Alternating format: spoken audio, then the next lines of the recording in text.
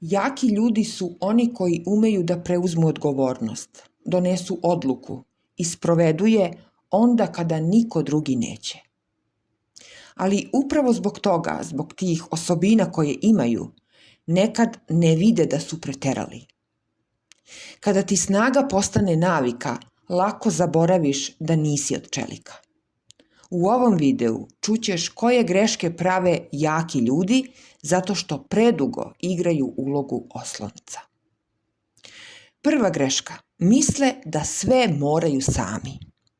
Navikli su da drugi računaju na njih i vremenom im postane normalno da se oslanjaju samo na sebe. Zato ćute, rade, guraju i kada više ne mogu. Jak čovek ponekad treba da se seti da i on ima pravo da se osloni na nekoga. Druga greška. Zaboravljaju da se odmore. Jaki ljudi često ignorišu umor dok ne padnu, jer su navikli da stalno idu preko svojih granica. Kada drugi kažu dosta je, jak čovek kaže samo još ovo. Zato nije loše setiti se da je odmor svima potreban. Treća greška.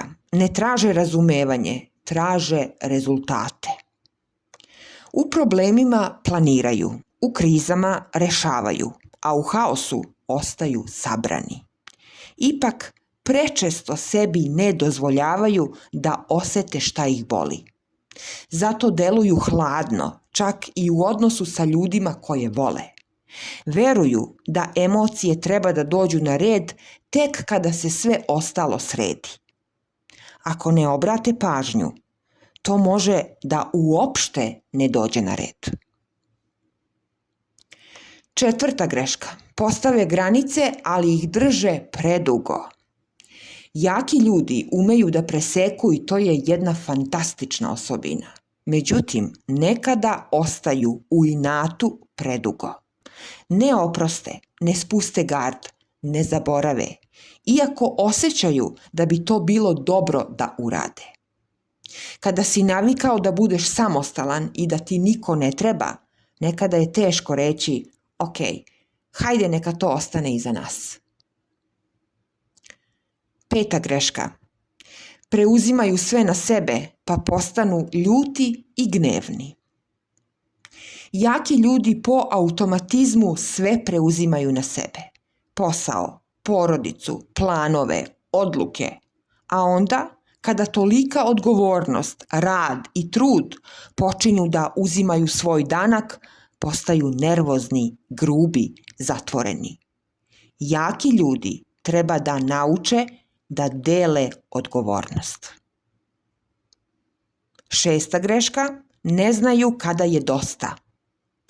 Jaki ljudi veruju da se sve može rešiti trudom, radom, istrajnošću i poštenjem. Zato često ostaju tamo gde to odavno nema smisla, jer veruju u ljude, u dogovor, u promenu.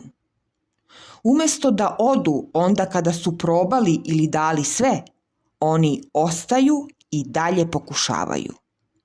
Jak karakter često ne zna da se povuče i proceni da je bilo dosta. I to ovakve ljude najviše košta. Jaki ljudi greše kada zaborave da su i oni ljudi. Često preteruju u odgovornosti i izdržljivosti. Snaga ne znači da možeš da izdržiš sve, već da znaš šta više ne treba da nosiš na svojim leđima.